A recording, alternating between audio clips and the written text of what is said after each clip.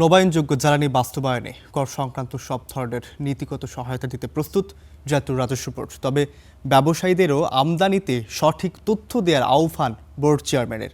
মঙ্গলবার রাজস্ব ভবনে ব্যবসায়ীদের সঙ্গে প্রাক বাজেট আলোচনায় তিনি এসব কথা বলেন। জ্বালানি সংকট মেটাতে বিভিন্ন পক্ষ থেকে বিকল্প হিসেবে নবায়নযোগ্য জ্বালানি, বিশেষ করে সৌরবিদ্যুৎ প্রকল্প বাস্তবায়নের পরামর্শ আসছে। তবে ব্যবসায়ীদের বরাবরের মতোই অভিযোগ, এক্ষেত্রে বাধা যন্ত্রাংশ আমদানিতে উচ্চ কর।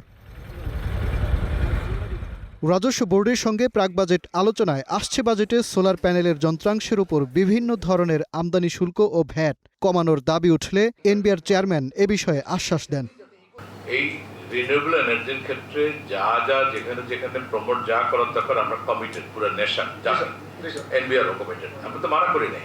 মঙ্গলবারের প্রাক বাজেট আলোচনায় অংশ নেয় আবাসিক ও বাণিজ্যিক খাতে ব্যবহৃত ইলেকট্রনিক্স যন্ত্রাংশ তৈরির বিভিন্ন ব্যবসায়ী সংগঠন। এ সময় তারা বিভিন্ন যন্ত্রাংশ আমদানিতে এইচএস কোড জটিলতার অভিযোগ তুলে ধরেন।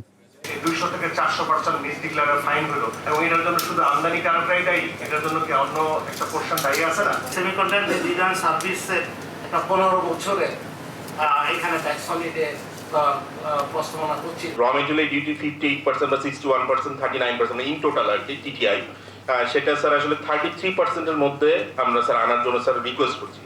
যদিও জবাবে এনবিআর চেয়ারম্যান বলেন, ব্যবসায়ীরাই এইচএস কোডের অপব্যবহার করেন। ভোগান্তি কমাতে উদ্যোগ নেয়ার কথা জানান তিনি। আপনি ইম্পোর্ট করছেন সব কমার্শিয়াল ইম্পোর্ট, বাসাবাড়িতে ব্যবহার হবে, কিন্তু আপনি এগুলো সব ইন্ডাস্ট্রিয়াল বলে কম ডিউটি মাল নিয়ে আসেন, এটা টাকা বেশি। এই যে এলপিজি 1200 টাকার এলপিজি এখন প্রায় 2000 টাকা কিনতে হচ্ছে। কিছু করার আছে কিন্তু শুধুমাত্র যখন গভর্নমেন্ট এক্সচেকারে ট্যাক্স ব্যাটের কথা আসে তখন এই জায়গায় খালি না দিব না। বিশ্বব্যাংকের বসন্তকালীন সভা শেষে সদ্য ফেরত এনবিআর চেয়ারম্যান জানান, বাংলাদেশের কম রাজস্ব আহরণ নিয়ে সমালোচনা হয় উন্নত বিশ্বে।